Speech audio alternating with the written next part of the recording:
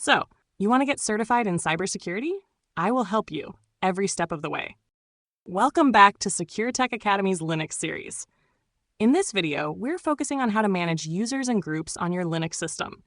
In a multi-user environment, or even on your personal machine, understanding how to add, modify, and manage user accounts and groups is essential for security, organization, and proper resource allocation. Let's explore the fundamental commands for this. The add user command is used to create new user accounts. When you run add user username, it typically creates a new user with a home directory, sets up a password. It will prompt you to enter one, and may also create a new group with the same name as the user, depending on your system's configuration. This is often the preferred way to add new users, as it handles many of the underlying details automatically.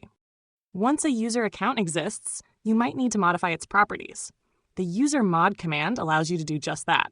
You can change a user's login name using the -L option, followed by the new name, e.g., usermod space short flag L space new login space old login. You can change the user's home directory with the short flag D option, often used with the short flag M option to move the contents of the old home directory to the new one, e.g., usermod space short flag D space -home -new home space short flag M space username. You can also add a user to supplementary groups using the short flag G option. Be careful with short flag G, as it will overwrite the user's existing supplementary group memberships. Groups are a way to manage permissions for multiple users collectively. The groups command allows you to see which groups a specific user belongs to. Simply type groups username to see the list of groups for that user. If you just type groups without a username, it will show the groups your current user belongs to. While adduser often creates a group for a new user, you might need to create groups independently. The add group command is used for this purpose.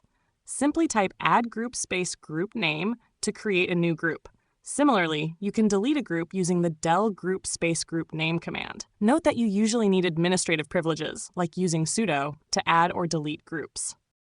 Understanding how users and groups work together is key to Linux security. Permissions on files and directories are often set based on the owner, a specific user, and the group, a collection of users. By managing users and their group memberships effectively, you can control who has access to what resources on your system. For instance, you might create a developers group and give that group write access to project files, while other users only have read access. Effectively managing users and groups is a fundamental aspect of Linux system administration and security. The commands we've discussed today, add user, usermod, and groups, along with add group and del group together, provide you with the tools to maintain a well-organized and secure Linux environment. In our next video, we'll explore powerful commands for searching within your Linux system, helping you quickly locate the files and information you need. And that finishes up this video. Up next, searching in Linux like a pro. For more valuable content, come visit our website, securetechacademy.com. Sign up for our newsletter and explore our premium courses on Udemy, designed with you in mind, using the latest technology to be more engaging at a lower price. If you found this video helpful, be sure to like, subscribe, and leave a comment if you have any questions. Thanks for watching, and I will see you in the next one.